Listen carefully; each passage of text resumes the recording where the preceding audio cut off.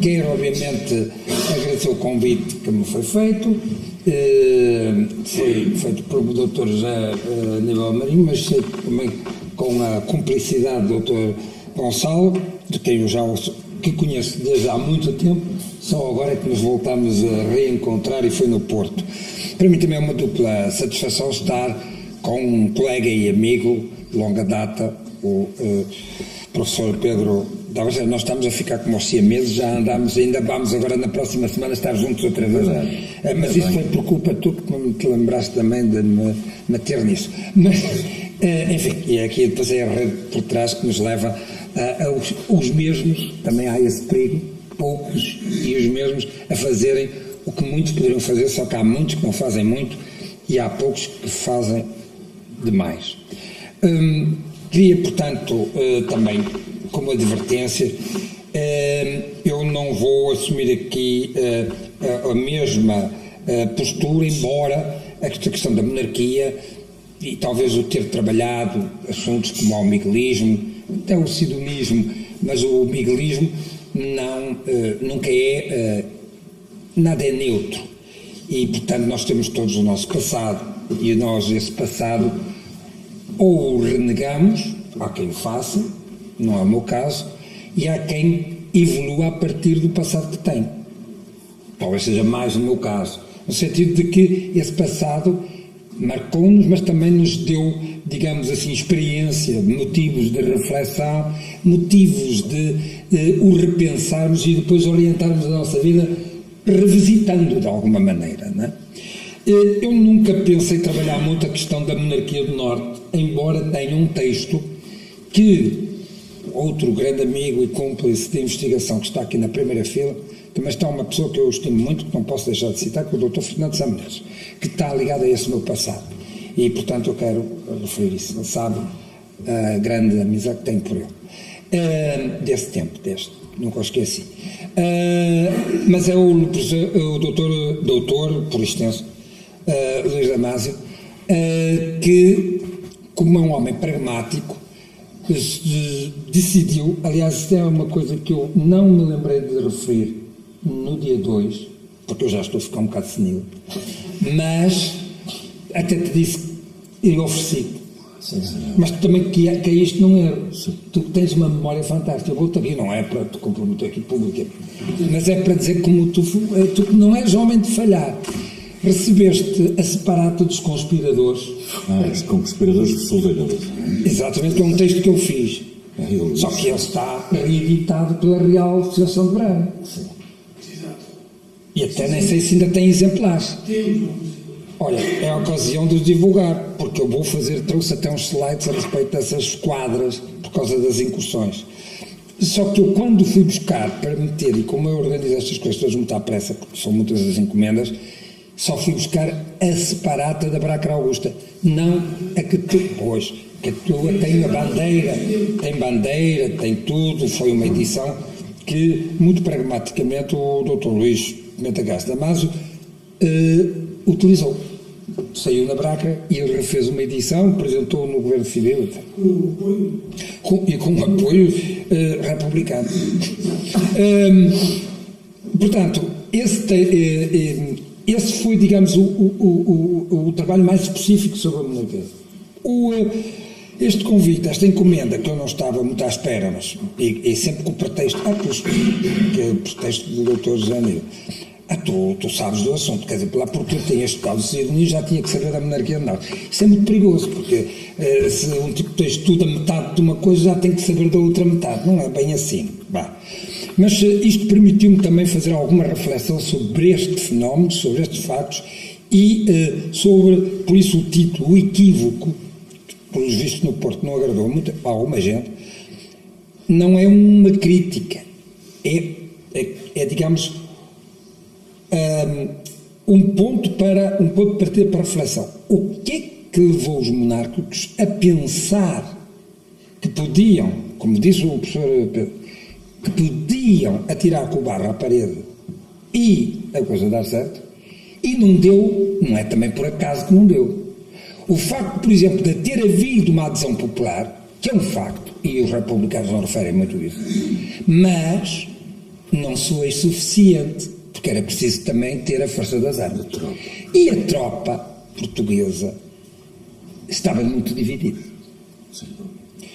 E também fazer aquele movimento da monarquia de Monsanto em 1919 não foi o mesmo que fazer as incursões, embora fosse uma sequência. Porque na cabeça de Paiva Conceiro, que é uma figura importante de facto, ele não, porque era um pragmático e um prático, ele pensou na oportunidade. Mas o tempo também já não era o mesmo. A própria República não era a mesma. A própria República estava em mutação. Por um lado também levou isso ao engano dos monárquicos. Pensaram que a República estava acabada. Porque as dissensões eram de tal ordem e depois veio o sigonismo, a República acabou.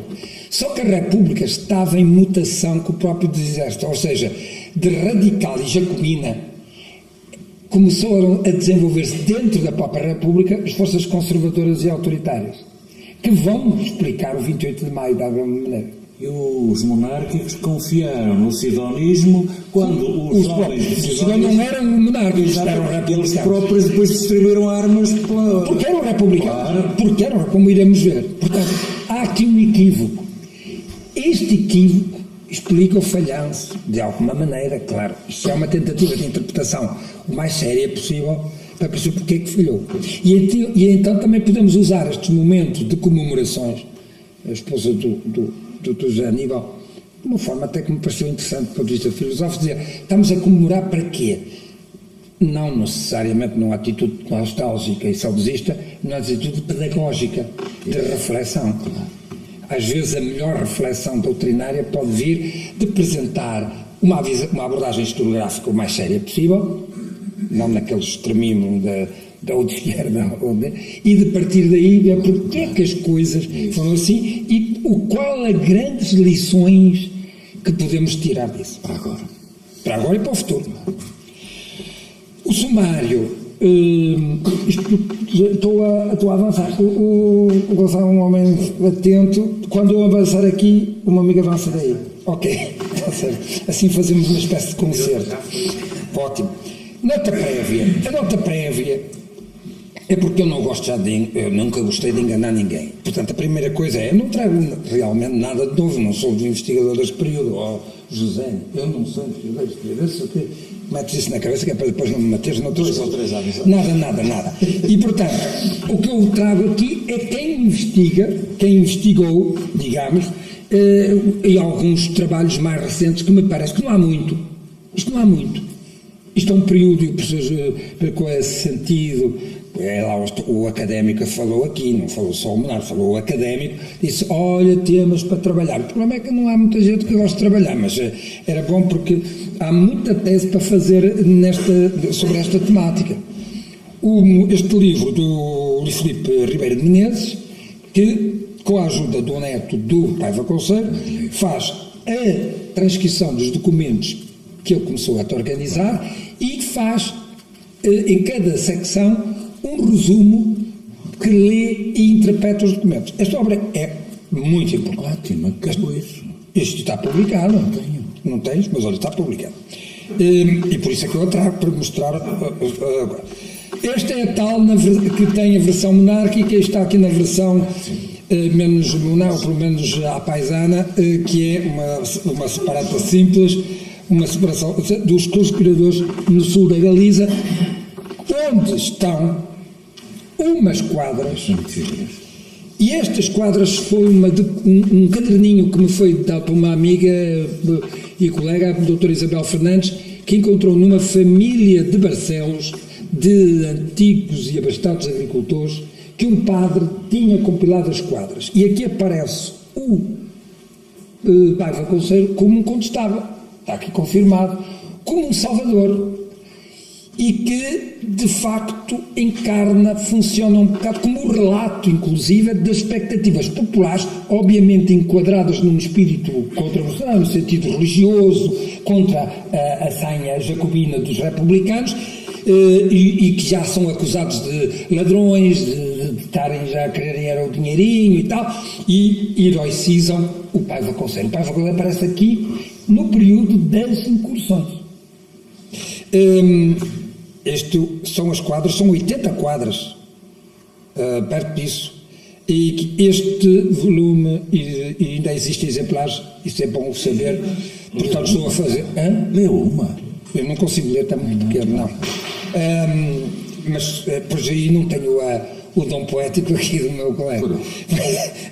Mas é o povo.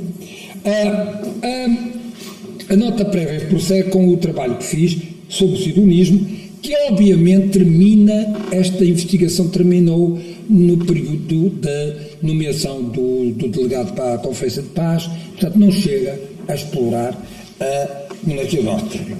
Mas quem trabalhou, o professor Pedro Tavares já fez referência a esta obra, Miguel Santos Dias, que é a obra, ele não é um trabalho, mesmo assim é a tese de doutoramento, creio que é a única tese de doutoramento sobre o tema.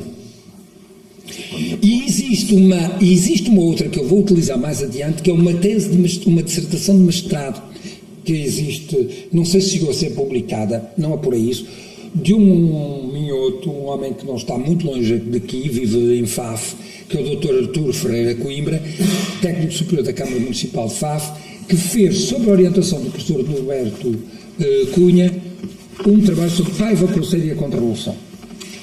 Mas essa tese está disponível. Colocam este nome, vão ao Dr. Google e o Dr. Google dá-vos o trabalho. Contra-Revolução e ou restauração. Este tema aliás, eu quero aqui dizer ao Dr. Gonçalo que eu às vezes ouço mal, mas sugestões sensatas gosto sempre de as ouvir. E sei que no fim da conferência o Dr. Gonçalo disse assim, se pudesse desenvolver mais a última parte e sintetizava a primeira, pronto, já fiz isso. Portanto, dos vários slides que eu tinha aqui para a Contra-Revolução, acabei com aquela teoria daquela exposição mais filosófica e resumi a este ponto que vai ser importante para a parte final, que reduz também de algum modo um dos aspectos deste equívoco. Contra-Revolução ou restauração? Porque o que foi feito? Foi uma restauração ou foi um processo contra-revolucionário? É que não é a mesma coisa. Contra-revolução é um processo que, como eu diria, o tempo contra o monárquico dividiu-se após o 5 de outubro e a ideia de uma restauração simples da monarquia era uma linha. Isso foi o que predominou na monarquia do Norte. A linha do Aires de Ornelas, do Luís de Magalhães, predominou sobre os próprios princípios e a própria convicção que tinha o capitão Paiva Conceiro. Porque Paiva Conceiro não era também um monárquico muito de acordo e muito conformado com os seus correligionários monárquicos do fim da monarquia. Ele foi um africanista e foi um homem que começou-se a perceber da decadência e do estado do pântano, de alguma maneira, que o rotativismo monárquico estava. Que, aliás, já também estava a ser sentido por alguma elite monárquica, nomeadamente os vencidos da vida, que é um grupo muito importante para este processo. Porque nos vencidos da vida está o Oliveira Martins, que vai ser uma referência para os republicanos. O Oliveira Martins é um socialista, mas é um ser dentro da monarquia. O Oliveira Martins vai ser muito citado pelos republicanos, mas ele fazia parte de um grupo onde estavam monárquicos. Portanto, o problema é que esse grupo dos vencidos da vida pensava numa reforma do regime, que nunca foi levada muito à frente, porque havia, por um lado, uma visão mais organicista alemã, e havia aqueles que achavam que o regime, que não punham em causa o regime enquanto regime estritamente regime monárquico, rei ou presidente da República, mas punham em causa o funcionamento das instituições dentro da monarquia. E esse é que é um ponto importante que vai dividir os monárquicos, que vai claramente dividir os monárquicos, depois, sobretudo, já os dividia antes, vai dividi-los a seguir ao 5 de outubro. Porque E isso é bem evidente nos próprios textos do Paiva Conselho, que vai publicar depois um livro sobre a democracia orgânica e vai se aproximar em termos doutrinários dos integralistas. Mas isso é uma outra corrente. O campo contra-revolucionário, a contra-revolução, tal como eu entendo definir, é um movimento que é um movimento ideológico, que tem o seu princípio exatamente com a Revolução Francesa e que vai se opor ao ideário iluminista, jacobino da Revolução Francesa e que vai ter, digamos assim, aí toda uma fundamentação de reação e, portanto, de valorização e de retorno, ou não apenas, notem bem, a um regime tal como estava antes dela, mas retomando inclusive a princípios de valores dentro da filosofia política do que devia ser o poder régio, a ligação às populações, que democracia, no fundo, era a ideia das cortes, não era só a questão, era pôr o povo a falar com os outros estamentos, não é? Sociais, etc. Portanto, isso é que é a contra-revolução. A restauração é o que aconteceu na monarquia do Norte, que foi voltar atrás, mudar os ponteiros do relógio, sem haver uma reflexão. Seria o primeiro momento. Mas faltaria ainda um programa, porque não havia um entendimento, daí a posição dos integralistas ser crítica também. Porque os integralistas não tinham uma posição, inclusive, crítica com os constitucionalistas. Esse é que é o problema. E esse é um problema importante. Aliás, eu refiro aí o aparecimento do integralismo, veio trazer aqui uma outra. O que foram os acontecimentos? Bom, fala-se muito das juntas militares. As juntas militares não são em si, não foram criadas para restaurar imediatamente a monarquia. Não foi essa a ideia. Eles fizeram um manifesto a 3 de janeiro, na sequência do... isto só se entende porque, percebendo, aí sim, interessa perceber o que foi a fase, e já iremos falar disso, o segundo semestre do sidonismo em 1918. Os republicanos antidemocráticos, anti-Afonso Costa, sem a colaboração desses republicanos evolucionistas, unionistas e democráticos, ficaram sem apoios. Portanto, precisavam de preencher os seus quadros e tiveram que se valer de católicos e de monárquicos, com o compromisso de que os monárquicos não iriam restaurar a monarquia, mas sim colaborar com uma república nova que não lhes ia fazer mal, ia respeitar os seus direitos de cidadãos e eles até poderiam formar um bloco. Veremos isso daqui a um bocado. Os acontecimentos são, pois, que a 12 de janeiro há um movimento republicano em Santarém.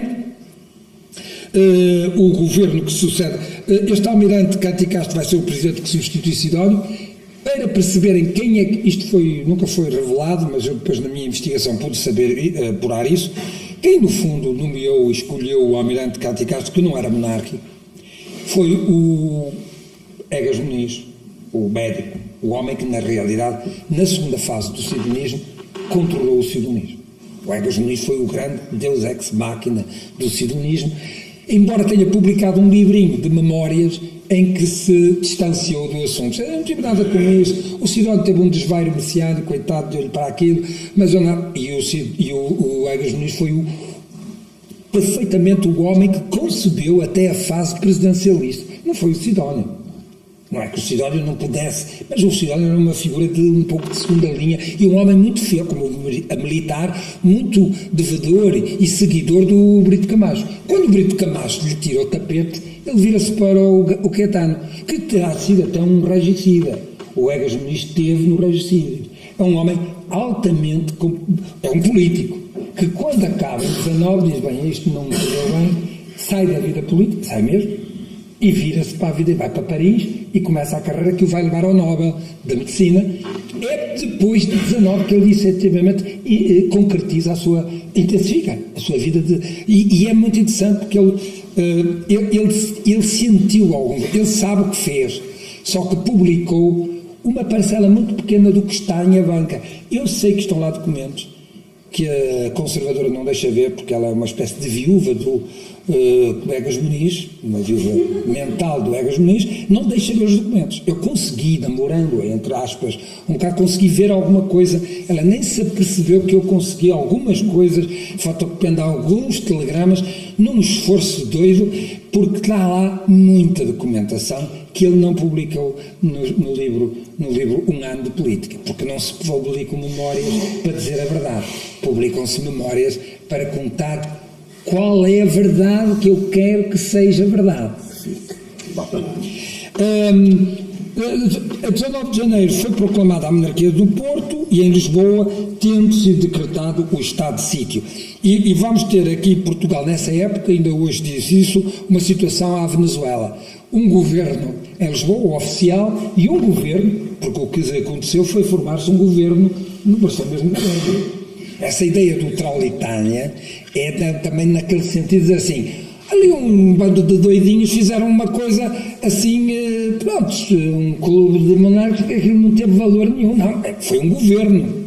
Portanto, temos dois governos, isto é sério. O país esteve dividido entre um país já tão grande, não, enorme, tem a norte, não é no Porto, a norte do Douro, Sul e nas Beiras, tem um governo que vai tentar implantar-se, substituindo as administrações nos concelhos dessas duas principais regiões, o Minho, Trás-os-Montes, 3 e as Beiras.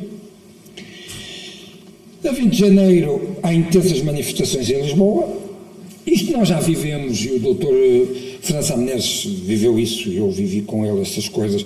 Nós também tivemos no 25 de Abril o país dividido um pouco em dois, né? Nós sabemos isso, e viveu-se aqui um bocado isso também. É interessante que foi Lisboa, com manifestações republicanas, mas com uma certa incapacidade de agir já. É preciso ver também que estão a regressar tropas da Flandres. É preciso ver também que 19 foi a ressaca de uns anos terríveis, e 1918 não foi um ano terrível, foi o ano horribilis. Foi o agravar da falta de alimentos, das subsistências, foi o período pior da pneumónica, além do tifo, depois a pneumónica. O fim da guerra é só em novembro. É um ano absolutamente desgastante. E depois com, ainda do ponto de vista psicológico, o desastre lá ali, que foi imputado aos sionistas a culpa, e isso é outra coisa. A história começa a dar trabalho quando a gente tem que refazer aquelas coisas que se reproduzem que não têm fundamentação documental, não é? A culpa de lá ali não teve nada a ver com isso, foi só que os alemães souberam que os portugueses iam sair daquele setor, porque havia um acordo com os ingleses para serem reintegrados no corpo do exército inglês. E os alemães queriam desesperadamente dar uma volta à guerra e meteram-se ali naquele setor. Os nossos soldados já estavam com as mochilas preparadas para sair, portanto foram apanhados.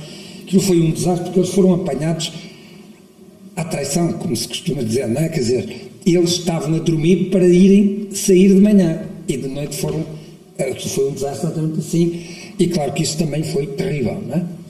Portanto, temos aí uma conjuntura muito própria para também, de algum modo, a reação militar republicana não ser tão forte imediatamente. Mas também é verdade que houve, e a coisa não foi uniforme, houve monárquicos, oficiais monárquicos que estavam nos quartéis e que alinharam com o Paiva Conselho, e outros se mantiveram numa posição alguma outra, porque tinham um compromisso de homens de guerra, portanto militares, o militar é muito, por educação, obediente à chefia, de terem estado nas coisas, mas de terem aquele compromisso de não se revoltarem contra a monarquia. Portanto, há aqui também uma situação complicada, mas isso também explica porque é que os republicanos tiveram, e portanto a República, e isso explica também que a República estava fragilizada. Isso é verdade. Todos percebiam isso. O Paiva Conselho acreditou talvez demasiado nisso, no sentido porque ele também tinha regressado a Portugal 2 anos antes e percebeu aquela confusão que a própria República estava, no sentido de que ela estaria ferida de morte. Mas se estas manifestações em Lisboa mostram que a República implantou-se e a República vai continuar a sobreviver através de uma base urbana, isto hoje é conhecido, mas a República também se organizou. Por exemplo, o Sidónio não foi morto apenas por José Júlio da Costa, que se lembrou, isolado, como o professor Medina diz. A minha tese, e defendo até prova em contrário, é que foi o Partido Democrático que matou o Sidónio. Isso é claro para mim, e há provas disso. Portanto, que já publiquei, e agora numa exposição que há em Lisboa, no catálogo, eu falo as misteriosas noites sangrentas da Primeira República, porque quer Machado de Santos, António Granjo, Sidónio, foi o Partido Democrático que os matou. Como? Com a Carbonária. Não precisamos meter a maçonaria nisto. O Partido Republicano tinha organizações próprias para essa função. A Carbonária e a Liga da Mocidade República.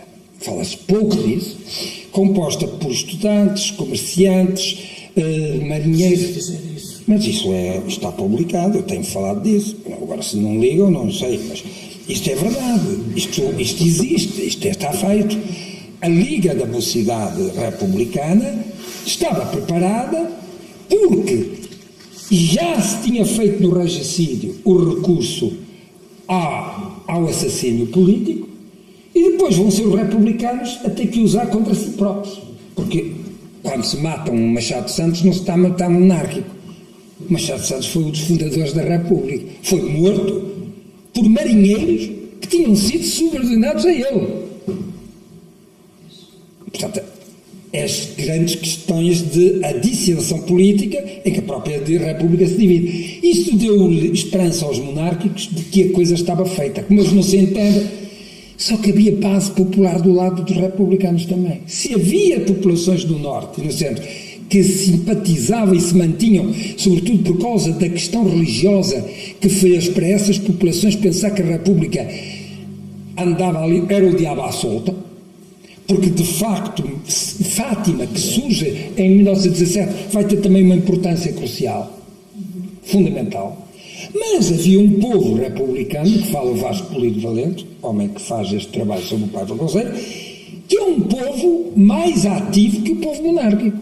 Porque este povo estava também preparado para usar a pistola. Para matar. Portanto, e nós vamos ter o país assim, nesta tensão. E isto é muito importante referir-se, penso eu. Bom, vou adiantar, então temos aqui 2 horas de conversa. 22 de janeiro temos voluntários civis, concentram-se no Campo Pequeno, vejam, do lado a movimentação dos republicanos, eu estou a falar dos acontecimentos, isto é rápido, isto vai uma cronologia, eu tirei isto de uma cronologia, nem precisa ser hiper rigorosa, isto são factos. A interpretação é o que eu vou fazendo com isto, mas isto são factos. Depois eu estou a exagerar na interpretação, contestem-me. Tudo bem, mas isto são factos. Dias Santos considerou a movimentação monárquica como um pronunciamento militar. Isto é um aspecto importante. Rejeitando os outros 2 tipos, revolução e revolta.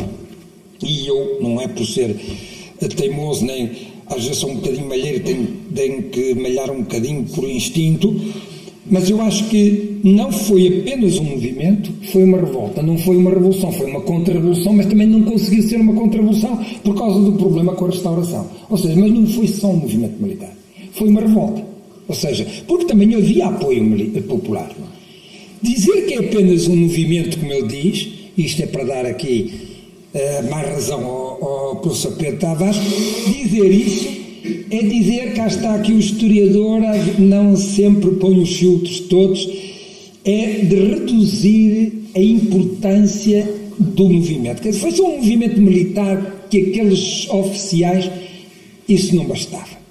Para se aguentar um mês no Porto, houve adesão popular, sim. Mas uma adesão popular mais do campo e da província do que da cidade, embora o Porto também entrasse nisso. Isso é outra história que se calhar nos vai levar para a conferência do dia 19.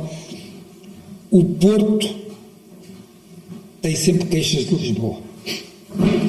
E como o Porto tem sempre queixas de Lisboa, inclusive a própria Universidade do Porto nunca foi uma universidade completa, porque saiu com 4 faculdades quando devia ter mais. O problema da Faculdade de Letras.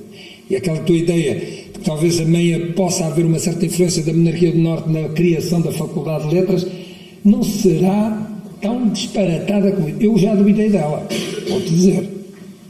Duvidei, porque eu começo sempre por duvidar. Mas estou convencido que se calhar, agora temos é que fundamentar isso de uma forma mais consistente. Há esta ideia, e porque há aqui um descontentamento no Porto, há um descontentamento no Norte, que é aquele problema do centro e da periferia, que é uma coisa que continua hoje. Hoje ouvimos o Presidente da Câmara do Porto sempre a protestar contra Lisboa. Isto não é doença. Bem, também pode parecer um bocado doença, mas é um problema real também, não é? De um país pequeno, sempre há mais centralizado do que descentralizado. E este problema do centralizar e descentralizar, a República era municipalista, mas a República vai ter muitas dificuldades em descentralizar. E, no entanto, era uma promessa dos republicanos descentralizar. Feitos os factos, do 5 de outubro até às incursões. Aqui a questão da passividade dos quartéis, isto foi muito importante. Vejam que quando se dá o 5 de outubro, Paiva Couceiro mostrou ser aquilo que era. E é o Paiva Couceiro deste período, é o Paiva Couceiro de 19. O Paiva Couceiro de 1910 é o Paiva Couceiro de 1919. O homem que tinha uma biografia muito interessante, um homem que encarnou uma missão, um homem de valores, um homem crítico, um homem que obviamente era muito resistente àquela lógica do poder, do comodismo do poder, de se governar. Ele não se servia, ele servia. Esta ideia de servir, não de se servir, está claramente na cabeça do Paiva Couceiro. E, portanto, o que é que acontece? Fica a fazer a figura de um Dom Quixote, de alguma maneira, porque poucos o apoiam, poucos vão com ele. Ele anda de um lado para o outro com os seus lanceiros, de uma forma desesperada, não conseguindo uma atitude mais ativa do Exército, que foi conivente, foi cúmplice pela passividade mais do que pela atividade. Isso é importante. Para os monarcas, especialmente os mais humildes, dispersos pelos confins da terra lusa, tornar-se-iam contestável. E daí é interessante caderninho que eu tive a sorte de divulgar por me ter sido entregue esse caderno, que refletiu aqui um pouco a adesão das populações e, sobretudo, a forma como nas populações, sobretudo aqui do Minho, foi imaginado e aí com correspondência à realidade o contestável, o paladino, o Paiva Couceiro, o rico de Paiva Couceiro. As incursões foi tudo iniciativa do Paiva Couceiro, que não faz acordo, houve a própria República tentou aliciar e comprar o Paiva Couceiro, mas ele, um cavaleiro medieval, rejeitou e só tinha uma saída. Isso é muito bem escrito e muito bem contado pelo Vasco Polido Valente, que escreve maravilhosamente. Este lê-se muito bem, porque ele sabe fazer história, às vezes um bocadinho interpretativa demais, com uma narrativa que é de quem quase está a escrever um romance. A primeira incursão é de 5 de outubro de 11, a segunda é de 6 a 8 de junho. O plano de Paiva Couceiro e dos seus companheiros era, veja que isto vai acontecer na restauração de 1919. Chega, põe as tropas, invade o país, as populações aderem e aqui está o equívoco também, há aqui vários equívocos, e depois os quartéis aceitam e não há reação. Na primeira, eu penso que é na primeira que vai acontecer, inclusive, está como Ministro da Guerra um antepassado vosso, vosso parente, digamos, em termos, não é antepassado direto, é parente, que é o General Joaquim Pimenta de Castro, que vai ser acusado pelos seus colegas de governo de passividade e de meio e de estranheza, digamos assim, porque não vai organizar como os seus colegas de gabinete desejavam que se organizasse a contraofensiva republicana. Um dos ministros é Sidónio Pais, que critica Pimenta de Castro, está alinhando claramente como um republicano. Não estava diferente em 1918. 8 anos depois, Sidónio Pais continua republicano como estava, ou 7 anos depois, em 1911. Bom, isto é para desfazer assim os equívocos. Na preparação da segunda, há a presença de elementos afetos ao ramo de Bragança, banido de 1884, começam aqui também as movimentações de Bernardo, com o Pacto de Dover, para juntar de novo os dois ramos, sobretudo depois agudizou-se com o facto de não haver descendência por parte de Dom Manuel e, portanto, como havia do parte de Dom Miguel, os dois ramos, para haver herdeiro ao trono, tinha que se juntar os dois ramos, tinha que acabar o banimento que vai acontecer, era lógico. Estas movimentações, a segunda foi uma tentativa mais esforçada, mais organizada em 3 frentes, mas também não surtiu efeito. E não surtiu porque havia adesão popular, mas uma adesão que não era suficiente, minimamente suficiente, para poder fazer daquilo uma espécie de caminhada ou marcha até Lisboa e mudar o regime. Quando chegamos ao sidonismo, a República dá as suas cambalhotas, temos a guerra, há uma atitude da República, primeiro de ser neutral, uma beligerância neutral, a República não entra logo na guerra, há republicanos que recusam essa ideia, porque acham que sim, apoiam os aliados, os ingleses, mas não havia condições e a guerra era suficientemente estranha e não era uma guerra que agradasse inclusive aos próprios militares, e depois tornou-se então ainda mais desagradável quando se percebia que a guerra nunca mais acabava, e portanto houve uma beligerância neutral. E depois em 16 depois do golpe que vai derrubar Pimenta de Castro, que entretanto é chamado ao governo pelo seu amigo Manuel da Arriaga, dá-se aí a vinda ao poder dos democráticos de Afonso Costa, que tinham estado afastados, porque logo a seguir à República formam-se 2 blocos. O bloco democrático jacobino, mais fundamentalista da República, mas também com contradições que se poderiam abordar e desenvolver, mas que não é aqui já o caso para já, porque senão demora mais tempo, e os blocos que são o bloco conservador. Porque o Partido Republicano vai se dividir essencialmente em 2 grupos: os evolucionistas e unionistas, que são conservadores, e mais pragmáticos, e os democráticos. Os democráticos tentaram secularizar o país com a questão da lei da separação das igrejas do Estado e com a perseguição à igreja. Os outros viram isso como uma má estratégia, porque percebiam que o povo, tirando o Lisboa e Porto, enfim, dos grandes centros urbanos e sobretudo operários, etc., o país era católico e conservador, e portanto não podiam estar a chegar ao ponto de ir aplicar a lei da separação, fazendo fotografias dos jesuítas, rapazes da cabeça, fazendo uma série de tropelias, que era no fundo para achincalhar, humilhar. Isso fazia parte da estratégia jacobina nesse sentido de anticlerical. O anticlericalismo ficou à solta e irritou as populações, naturalmente, e o clero. E depois houve tropelias feitas com os bispos. Dom António Barroso, aqui falado, foi um dos que sofreu, e não sofreu pouco, com essa situação. Depois temos as fomes, as epidemias. 1918 e 17, quando sobe ao poder através de um golpe,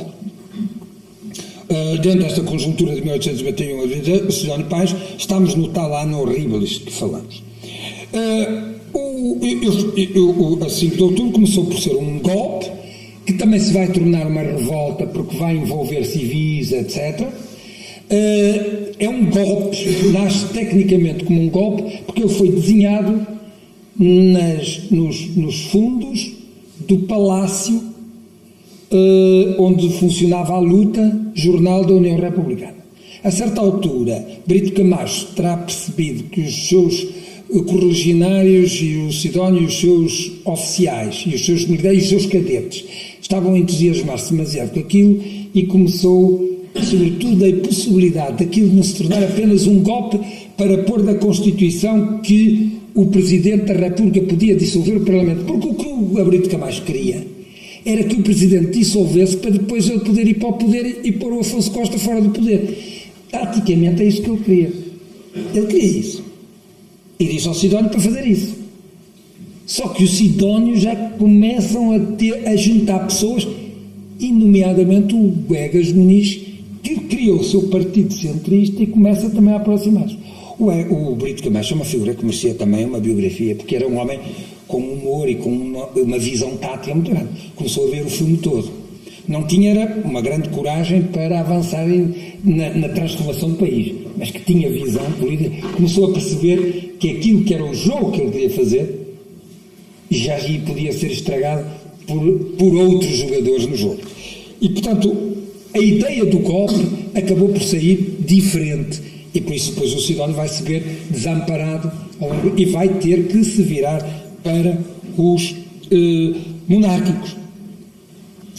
Daí surge a tal República Nova, que tem duas fases, a dezembrista, que é unionista, e depois a ciudinista, que é já em que o Egas Muniz e os católicos vão ter um papel. Atenção que os católicos, entretanto, com o Papa Leão XIII, não é? Também estão a mudar a posição. Exatamente, porque há os ultramontanos, mas há os que aceitam, o problema não está no regime, está em poder no regime fazer as políticas católicas, e isso leva a uma posição também interessante. Este desenho da República Presidencialista é algo que começou antes até da ruptura com os unionistas. António Cabral conta que teve uma reunião com o Sidónio no Avenida Palace e que ele recebeu-os com muita amabilidade, mas quando lhes puseram a questão se seria garantida aos monárquicos a liberdade das urnas e se poderiam usar sem coações todos os meios legítimos de propaganda, ele disse que sim. Ele, Sidónio. Tinha, porém, um preço, porque não há almoços grátis, diz o povo. Tinha, porém, um preço. E Cabral escreve isso.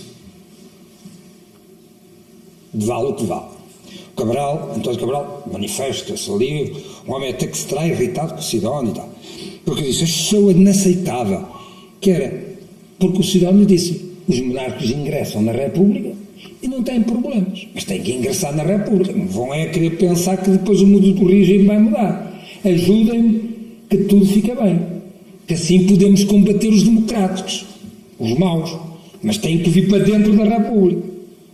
Este é o acordo que Sidónio faz, e eu não tenho razões para duvidar deste acordo, tenho razões para achar que esta narrativa do António Cabral está muito empolada, mas que, mais ou menos, conhecendo o Sidónio, meu amigo Luís Amantes, que eu conheço intimamente o Sidónio, é um exagerado, mas sem ter conversado com ele, o que o Sidónio não saiu, não teria na cabeça outra ideia, porque isso era renegar a sua posição até de Presidente da República. Portanto, ele disse, eu preciso de vocês são um bloco conservador, vão para cá para dentro, mas respeitando a República. Este foi o acordo que terá sido feito. Nas eleições de 28 de Abril, os monárquicos conseguiram 41 deputados, isto é aquilo que o Dr. Porfírio, que está aqui, que insiste muito na ideia do regime do eleitoral censitário para o sufrágio universal. De facto, Sidónio vai... E porquê que Sidónio instaurou o sufrágio universal? Porque os democráticos, os evolucionistas e os unionistas abstiveram-se. Portanto, uma parte da população republicana não ia aos votos. Então o que é que se teve que fazer? Isto nem foi o Sidónio. Isto saiu da cabeça. Isto já deixem-me fazer assim umas especulações. Não tenho birra nenhuma contra ele, mas isto é da cabeça do Egas Muniz, que é o homem que sabia fazer este tipo de raciocínio. Diz assim, eu ponho o sufrágio universal, o pessoal dos campos com 18 anos vota. Não precisa ser rico nem pobre. Quero é que tudo vote. Porque se tudo votar, consigo ter um Parlamento que vai combatar aqueles parlamentos republicanos que só uma parte da população republicana votava. Porque eram os votos mais urbanos que rurais. Com o universal ia-se dar voz ao campo. Com o censitário dava-se voz à cidade. As cidades eram mais republicanas, os republicanos iam para o poder. Estão a precisar jogar. Era isto que aconteceu. Teve um senador, teve 9 senadores, 4 deputados católicos, um senador e um deputado socialista.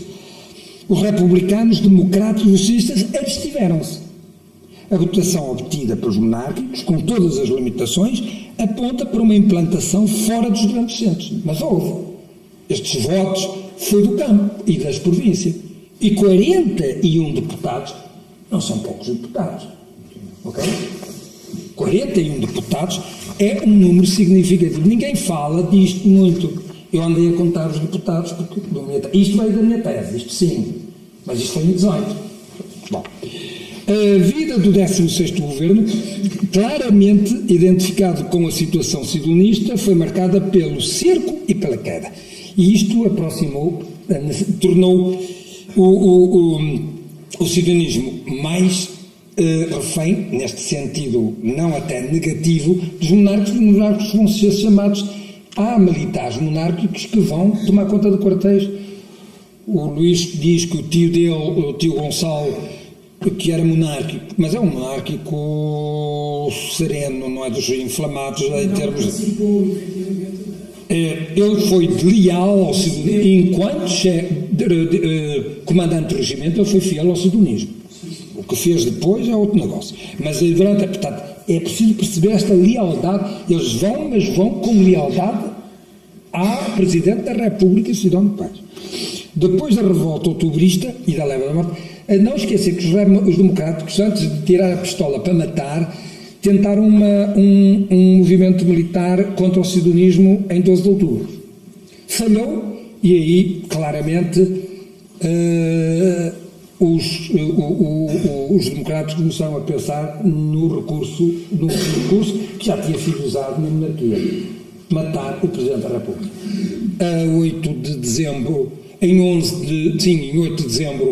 Em 5 de dezembro, há um jovem da Liga da Mocidade Republicana que tenta matar Sidónio. Não, o atentado falha. A 14, já com mais gente com pistola na mão, matam o Sidónio. E, portanto, porque é que foi o Partido Democrático? Às vezes há sortes que nós não contamos. Uma vez a fazer a pesquisa no Quai d'Orsay, em França, veio-me uma pesquisa, encontro no inventário, uma dizer Sidónio Pais, Portugal. Veio uma pastinha com uma cartinha, que era uma cartinha do Afonso Costa e do Sr. Martinet, representante em França do Sr. Afonso Costa e Bernardino Machado, a pedir uma entrevista para o Presidente Clemenceau, 10 de dezembro de 1918. Pedindo uma entrevista porque iria em breve alterar-se a situação. 4 dias antes. Iria haver uma alteração na situação política portuguesa. Isto é uma carta de um representante. Não tiro conclusões precipitadas, mas não me podem. Mas não me podem dizer que o José Júlio da Costa agiu sozinho. Isso é que já fica difícil. Também nunca mais vi o professor João Medina de rebater isto. E ele conhece as minhas conclusões, mas nunca comentou. Portanto, eu penso que a tese do professor Medina fica abandonada, salvo-se agora ele me apresentar uma outra, mas que tem que ser melhor do que esta, porque esta tem a carta, que eu tive uma sorte. Aí deve ter sido a senhora de Sameiro a ajudar-me, porque não é de Sameiro, porque eu estou em Braga. Só se ele apresentar uma contracarta. Vamos ver. Estou à espera. Para Rocha Martins, o propósito das juntas militares, como disse o professor Pedro, era a defesa do brio militar, era evitar a política nas fileiras, era combater o democratismo.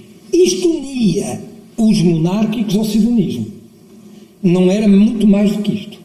O que vai depois dar-se a uma conjugação que a República está fragilizada, a morte de Sidónia é um choque terrível, tinha que ter consequências.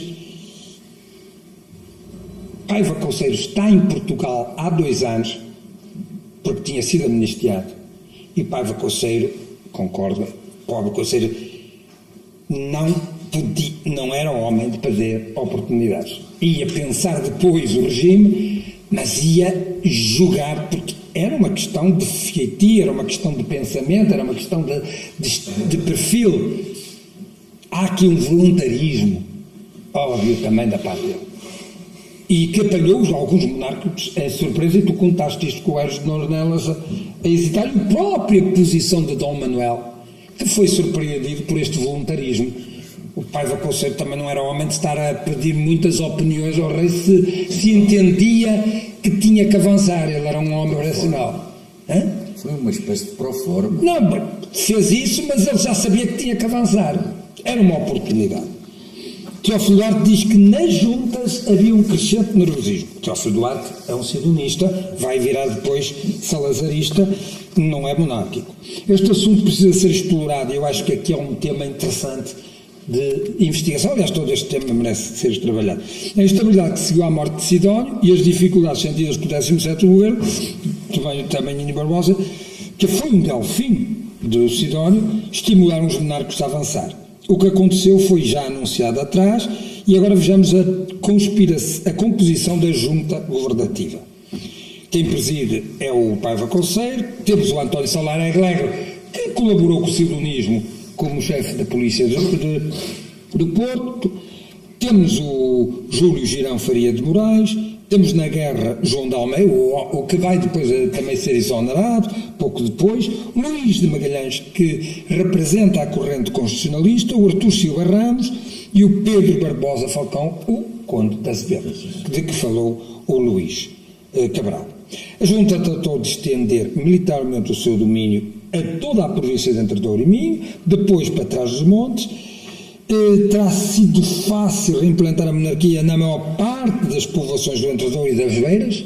Há uma adesão popular, até pelo lado também religioso e do desgaste que a guerra religiosa tinha provocado no Portugal mais profundo. Cidades como Viana, etc., bem como em numerosas vilas, a bandeira azul foi aberta, isto corrobora o que o professor Pedro disse. A Junta Governativa do Reino publicou 67 decretos nos 16 números do diário, além de numerosos despachos. E é isto que eu desenvolvi para ser simpático à ótima sugestão do Dr. Gonçalo, que era desenvolver um pouco mais esta parte. Não vou ler isto em pleno, mas a análise dos decretos que foi feita, não fui eu que a fiz, eu hoje já estou numa condição em que eu já investigo pouco, mas se consigo encontrar boa investigação, já sei aproveitar mais ou menos. Isto foi feito pelo Dr. Arturo Ferreira numa dissertação de mestrado. Os mestrandos normalmente trabalham mais do que os orientadores e portanto ele fez um trabalho mais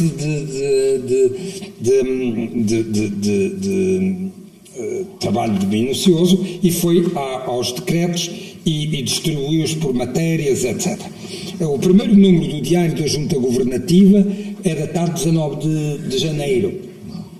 Era assim, e faz uma proclamação primeira, que é uma proclamação em que aparece formalmente, na pessoa do rei Dom Manuel, historiando as primeiras peripécias da restauração realista e terminando com vistas à pátria portuguesa. Portanto, a inauguração deste diário, da sequência dos números que ele vai ter, é com esta proclamação, não é? Está aqui. Pois tem que estar, porque isto foi público e circulou. Depois da proclamação atrás referida, foi publicada outra de soldados no mesmo sentido. É a Junta, e a Junta começou a legislar, como refere o Artur Coimbra nessa dissertação que está acessível online. Agrupando, e o próprio Artur Coimbra, e fez bem isso, agregou os diplomas em 3 áreas: político-administrativa, económica e religiosa. O interesse, eu falo aqui obviamente dos decretos, com alguma minúcia. O primeiro, que foi feito por Luís de Magalhães, estabelece, este é muito importante, que estabelecia a restauração, ou seja, o retorno ao 4 de outubro. Isto, aliás, vai ser uma constante dos decretos, que confirma o que o professor Pedro disse, ou seja, não havia ainda um entendimento, não havia um programa doutrinário que acolhesse a doutrina que vinha sendo feita pelos integralistas, surgiu a oportunidade militar de pôr um governo monárquico. O que é que se começou por fazer? Que agrava este equívoco foi restaurar a situação como se não tivesse havido o 5 de outubro e o que veio depois do 5 de outubro. Isto foi um pouco tentar voltar com o livro atrás. E isto, em termos históricos, em termos de análise histórica, percebemos que isso traz problemas. Portanto, está aqui a explicação, uma das explicações que eu ponho aqui. Porque toda a legislação vai ser no sentido, por um lado, de arranjar dinheiro para aguentar militarmente o governo no Porto, e por outro lado, fazer, digamos, uma reparação dos monarcas que foram expulsos, foram perseguidos, voltar aos símbolos e aos ritos, aos feriados, e também à religião católica, que vai ser um ponto muito importante de alguns decretos, que é restaurar as boas relações e revogar a lei da separação. Ou seja, estes decretos, por exemplo, terminar com a Guarda Republicana e fazer um batalhão de voluntários académicos, onde esteve o Gonçalo, cá está, Sampaio, e também o Batalhão Real do Porto, a Guarda Real do Porto, que vai substituir a Guarda Nacional Republicana no Porto. Há aqui um trabalho formal, digamos, no plano político-administrativo, de apagar os sinais, os símbolos e as marcas da República, retomando as da monarquia tal como ela era, e restaurar a carta restaurada, o que não gerava consenso entre os próprios monárquicos. Os integralistas já se manifestavam claramente contra isso. Isso depois seria, como diz o professor Pedro, seria discutido depois. Só que esse discutido depois era preciso que houvesse tempo para discutir depois. Esse é um ponto, de facto, muito crítico, digamos. Há o decreto do Ministério do Reino que seria realizado a questão da guarda. O Presidente da Junta, Henrique de Paiva Couceiro, foi exonerado tinha várias pastas, ficou só com a pasta da guerra, exatamente porque já se anunciava que iria haver uma resposta republicana vinda do Sul. Temos aqui a luta Norte-Sul, Portugal, que nós vivemos. Eu vivi de novo essa luta com as sedes do Partido a serem queimadas, Norte-Sul, né? Num outro contexto. Não estou a comparar, estou a dizer que o país, de vez em quando, felizmente pouco tempo, mas de vez em quando há esta coisa do Norte-Sul. Mas isso é um problema geográfico que nós temos. Nós temos um Norte e temos um Sul. Isso é um facto. E que não é só geográfico. Sociológico, demográfico, económico. Bom, o decreto 21, as pastas do nosso estrangeiro, vão avançando. Eu meto muito o texto, mas enfim, é a única maneira que tenho de apresentar aqui as coisas e me guiar também por elas. Os tais feriados, dias da grande gala, vejam, por exemplo, o aniversário da autografia da Carta passava a feriado, o 19 de outubro, o aniversário da Rainha, o 4 de setembro, aniversário do casamento dos monarcas, o 1º de dezembro, esse mantinha-se. Portanto, isto é muito interessante porque há todo um trabalho de re-ritualização, não é?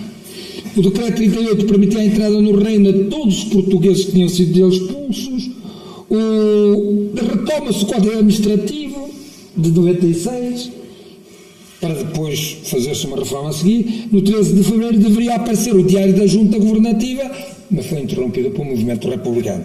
Em matéria económica, aqui é que houve alguma polémica, e o Campos Lima fala disso, que é o problema da moeda.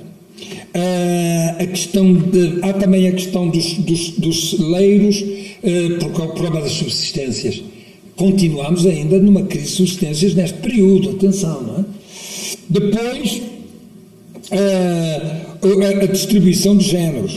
Há uma medida interessante que foi tentar, por 6 meses, não cobrar impostos. Os monarcas também sabiam como se fazia política, não é? Para que as populações se aliviassem. Portanto, eles são um truque político de jogar com os impostos que todos sabiam fazer, não é? Portanto, aí está. Depois, os direitos alfandegários sobre a importação de açúcar. Depois há aqui um decreto que causou polémica e que foi publicado, que é o problema das notas de banco. Houve quem acusasse até, e tinha dito que depois alguns dos responsáveis monárquicos tinham-se apropriado do dinheiro deste processo de conversão de notas para cédulas que depois seriam convertidas de novo em dinheiro. Isto, na verdade, tinha um efeito, sobretudo, para ganhar fundos imediatos para sustentar a resistência militar. Isto é uma medida monetária para a resistência, uma vez que já era sabido que se estavam a organizar forças em Lisboa para atacar o Norte. E houve aqui isto, e quem conta este possível desgoverno de alguns membros da Junta, acusando até o próprio Paiva de Couceiro, que me parece ter sido alheio a isso, ou se houve alguma falcatrua, é o Campos Lima, que conta isto aqui no reino da luta. A matéria religiosa é o regresso ao estado de relações com a Igreja antes do 5 de outubro, que basicamente os decretos que são publicados são no sentido de retomar e de repor um clima em que a Igreja Católica e a religião católica é reconhecida como a Igreja do Reino e portanto, é isso que é feito. Estes decretos vão acabar com o registro civil, porque o registro civil é uma obra republicana e, portanto, vão de novo dar à Igreja a primazia de fazer os seus registros de batismo, casamento e óbito, como era assim durante o tempo da monarquia antes da Carta e depois da Carta.